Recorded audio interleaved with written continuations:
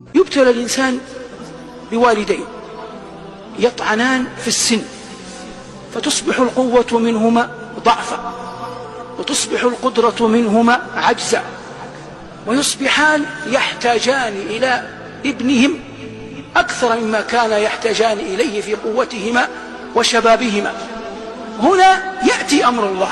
ما معنى يأتي أمر الله؟ هذا الابن إن كان ينقاد للقرآن كلما كلفه أبواه بشيء انقاد له، لأنه يعلم أن القرآن يأمر بهذا. ووصينا الإنسان بوالديه إحسانا، حملته أمه كرها ووضعته كرها وحمله وفصاله 30 شهرا حتى إذا بلغ أشده وبلغ 40 سنة قال ربي أوزعني أن أشكر نعمتك التي أنعمت علي وعلى والدي وأن أعمل صالحا ترضاه وأصلح لي في ذريتي إني تبت إليك وإني من المسلمين. قالوا وأقبلوا عليهم ماذا تفقدون؟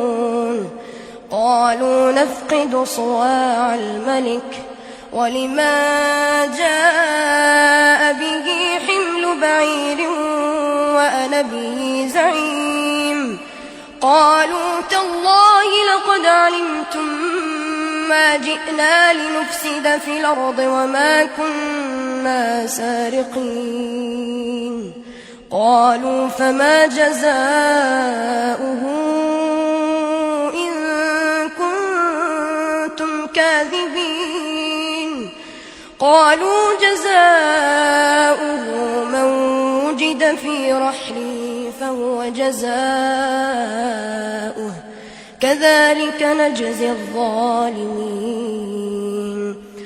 فبدأ بأوعيتهم قبل وعاء أخيه ثم استخرجها من وعاء أخيه كذلك كدنا ليوسف ما كان ليأخذ أخاه في دين الملك إلا أن يشاء الله نرفع درجات من نشاء وفوق كل ذي علم عليم.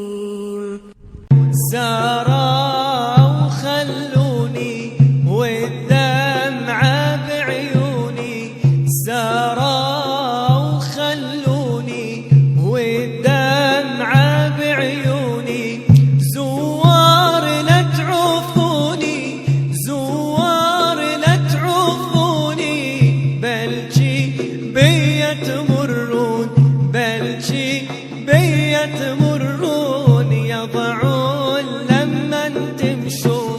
إذا وقعت بالذنب مباشرة استغفر، مباشرة. سمعت أغنية مباشرة استغفر، نظرت إلى حرام مباشرة استغفر، فعلت ذنب من ذنوب الخلوات مباشرة استغفر. للعلماء كلام كثير يقولون هناك ذنب بعد الذنب، وهو إيش؟ أنك ما تستغفر مباشرة. لكن من غلبت عليه فطرته ومن أذنب ماذا يفعل؟ يرجع لله سبحانه وتعالى.